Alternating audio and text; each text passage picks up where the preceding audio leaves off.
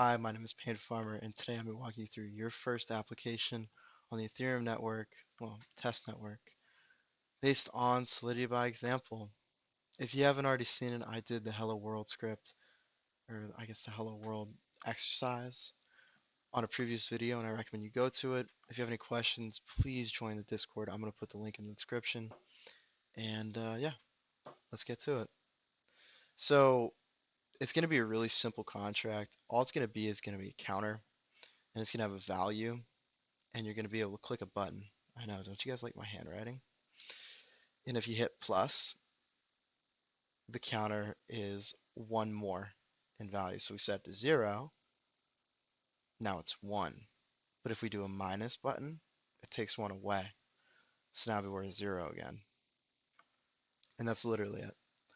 So if you followed me previously, we learned how to set up MetaMask and connect it to the Rinkeby test network, which was pretty crazy. Now we're going to do counter.sol. All the exercises I'm doing are pulled from Solidity by example as well. I'm just going to walk you through it in an extra special way. So if you remember previously, we have to have this little license identifier, and this says how people are allowed to use our code. Then we do pragma, solidity, and we're using compiler version 0.8.10. In later videos, this might be different, but for our use, this is what it is now. And we're going to define a class or a contract called counter, because that's what we're going to do everything in. And we're going to initialize, believe it is it's a event, public count. So what this does, and if you see a double slash means a comment, which means that nothing's being read by the thing compiling it. It doesn't actually go to the machine. This is our counter variable, and we're going to be changing this, and we're going to change it up and down. And then it says here we're going to make a function. So function get public view returns uint. I'm going to walk through what all of this means. Get public view returns uint. So the function defines a function. I'd assume you know what it is. We went through it in our previous video. Get is the name of the function. Public means that anybody can call it, so you can go on the little Etherscan page or interact with this contract and you can use it. View means that it's not actually changing any value, it's just retrieving a value. Whenever you have something that isn't view, and this could also be pure, um, that means that it's not that means that it costs money. But if it's a view, it doesn't cost any money because you're not changing the blockchain, you're just retrieving information from it. And return just means we're going to give a value back. So if someone calls this function, because it's a view function, they're going to get a value back, and that value is going to be the type of uint. And uint means it's an unsigned integer, and that's just the type. So this means it's a number. And then we're just going to do return count, if I remember correctly. It should be, yeah. So now we're going to have a function called inc, and this is short for increment. It's public, which means anybody can call it, and has no modifier. When you go further on with Solidity, you're going to see that people use modifiers such as only owner, which means that only specific people can call this contract function, but because it's public, anybody can call it. And if you notice, we don't have a view or a return.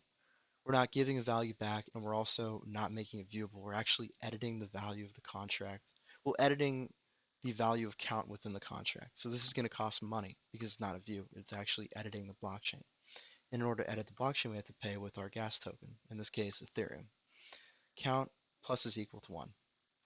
And this just means we're changing the value of count, changing the value of count. I know I'm still changing, it's okay. Up by 1. And that's it. Pretty simple. And we're also going to do something called dec, short for decrement, public, count, it's minus equal to 1.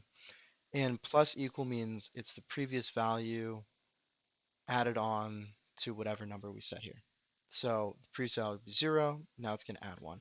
And minus equals the same thing. So it's just the previous value minus the current value.